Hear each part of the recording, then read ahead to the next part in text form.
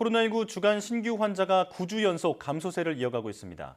여름철이나 가을쯤 재유행 가능성도 나오고 있지만 정부는 최대 20만 명이 확진되더라도 대응에는 문제가 없다고 강조했습니다. 네, 가천대의대 엄중식 교수와 자세한 내용 알아보겠습니다. 교수님 나와 계십니까? 네, 안녕하십니까. 네, 안녕하십니까. 코로나19 신규 환자가 이틀 만에 다시 10,000명 후반대로 내려왔습니다. 위중증 사망자 수도 크게 안정세를 보이고 있는데요. 현재 상황 진단부터 해주시죠.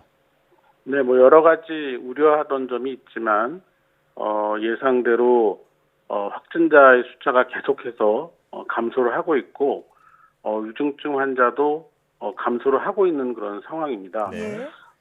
조금 아쉬운 거는 조금 더 속도감 있게 확진자의 숫자가 줄고 위중증 환자의 숫자도 현재보다는 더 감소하기를 원하는데 지금 위중증 환자 숫자는 한 230~240명대를 4일, 5일째 유지를 하고 있어서 이 부분이 조금 더 감소한다면 훨씬 더 안정적인 상황이 유지될 것 같습니다. 예. 자, 또 오미크론보다 전파력이 강한 하위 변이가 국내에서도 발견이 되는 등 아직 좀 우려스러운 상황들이 계속 발생하고 있습니다. 재유행 가능성 어느 정도로 보십니까?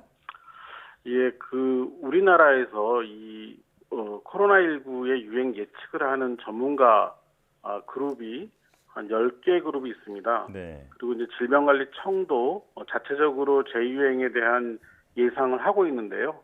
이 예측에서 모두 재유행은 언젠가는 온다라고 예측을 하고 있습니다. 그게 이제 빠르냐 느리냐의 차이인데요. 네. 우리나라 국민들의 면역이 감소하는 상황이 빠르게 일어나고 또 새로운 변이 바이러스의 유행이 유입이 된다면은 빠르면 이제 8월, 9월쯤에도 재유행이 가능하다고 보고 있고요. 이제 이런 것들이 안정적으로 관리가 되고 면역이 천천히 떨어지면서 새로운 변이의 영향도 적다면 10월 이후 11월, 12월쯤 재유행이 시작되지 않을까 이렇게 예측을 하고 있습니다. 예, 늦여름에서 초가을 정도에는 재유행이 올 수 있다라고 예측을 하셨는데요. 그렇다면 재유행이 된다고 봤을 때 확진자 수 규모는 어느 정도일 것으로 예상하십니까? 지금 일평균 환자가 15만 명, 그러니까 최고 15만 명 정도의 확진자가 하루에 나올 가능성이 있다라고 보고 있는데요. 네. 재유행의 시기가 이르면 이룰수록 하루에 나오는 확진자의 숫자가 15만 명 이상으로 될 거로 예측을 하고 있고 재유행의 시기가 10월, 12월로 이렇게 뒤로 갈수록 15만 명보다는 좀 적은 숫자의 확진자가 하루에 나올 수 있다 이렇게 예측을 하고 있습니다. 네.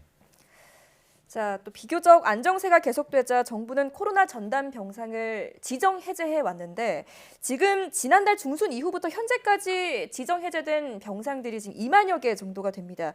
이렇게 전담 병상은 크게 줄었지만 정부는 재유행으로 최대 20만 명 정도가 확진이 되더라도 대응에는 문제가 없다 이런 입장인데 동의하십니까?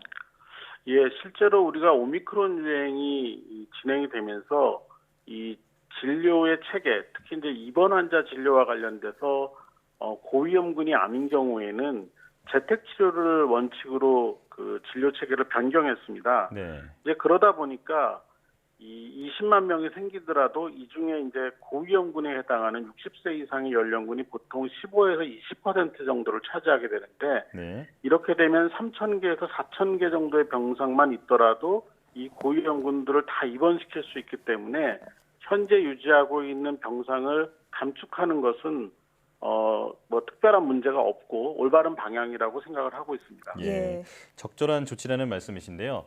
자, 그런가 하면 27일부터 지방선거 사전투표가 시작됩니다.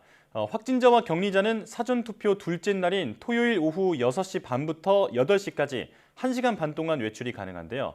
감염 위험을 줄이기 위한 당부 말씀을 부탁드리겠습니다.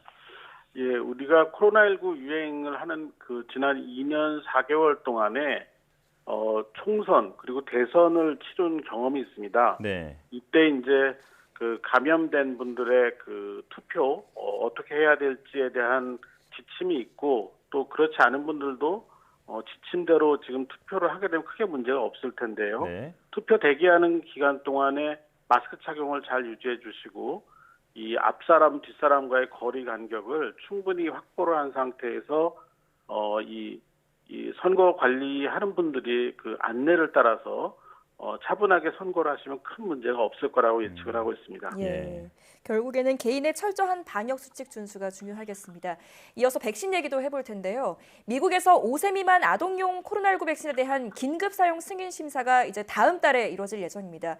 이에 따라서 우리 정부도 이제 5세 미만 소아에 대한 코로나19 백신 접종 여부를 검토하겠다 이렇게 밝혔는데, 하지만 아무래도 부작용 때문에 접종을 고민하는 부모들도 있을 겁니다. 소아 접종 꼭 맞아야 할까요?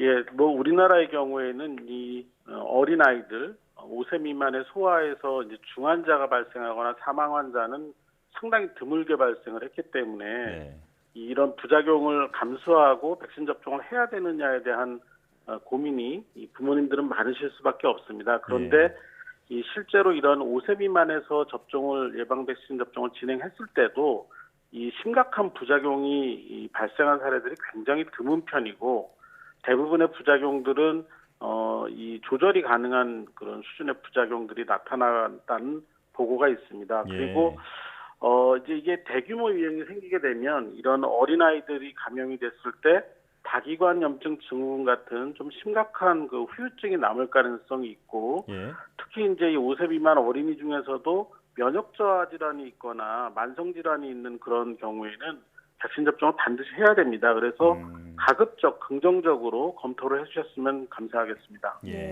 자, 맞는 게 이득이 더 많다라는 말씀이신데요. 이제 마지막으로 그 코로나19 사태가 계속되는 가운데 세계 곳곳에서 원숭이 두창이 퍼지고 있습니다. 지금 전문가들은 코로나19 같이 대유행이 될 가능성은 낮다고 보고 있는데, 교수님께서도 그렇게 생각하십니까?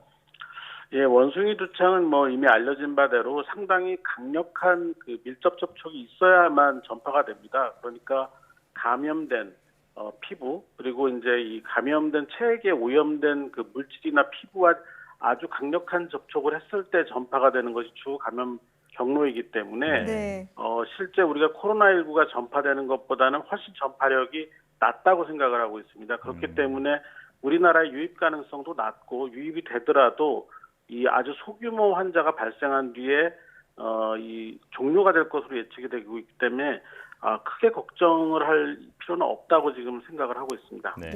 지나치게 과민 반응할 필요는 없지만 그래도 혹시 모를 상황에 대비해야겠습니다. 지금까지 가천대의대 엄중식 교수와 함께했습니다. 교수님 잘 들었습니다. 감사합니다.